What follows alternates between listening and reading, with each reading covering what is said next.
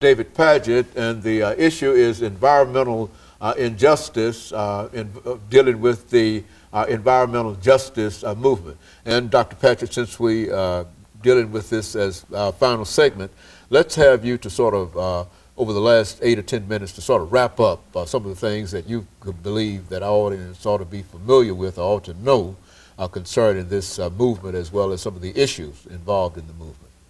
Okay, yeah. As I mentioned before, the Bordeaux landfill had to deal with waste, and also the Dixon County case and the Sheila Holt family, that deals with waste again. And so waste is a problem that exists here nationally. We have a very wasteful society, and in fact, we're so wasteful that we export waste all over the world, and lead acid batteries from our automobiles end up in Southeast Asia, in India. Then they're taken apart and mined for lead by sometimes children who are exposed to those toxins, or just poor people all over the world exposed to our leftovers from the automotive industry. A lot of our what's called tech waste, that's a big thing now. A lot of computers and a lot of components in computers actually have lead, gold, silver, and other precious metals that are mined after we ship these products as waste overseas.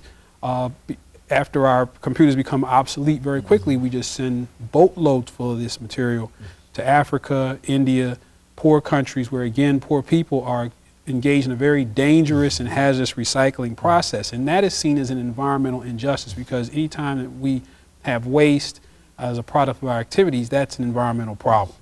And so low-income and poor people all over the world are being exposed to our toxic waste.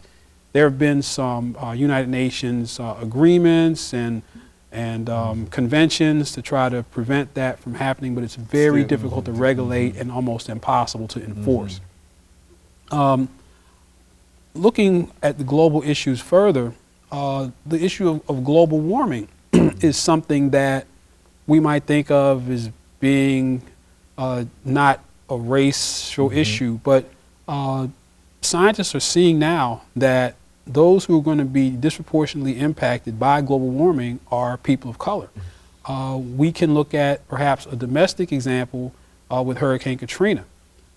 We now know, climatologists now know, that there is a definite relationship between global warming and hurricanes. And in fact, Hurricane Katrina, Rita, and Wilma that struck during that 2005 season were some of the most massive, powerful hurricanes we've ever recorded.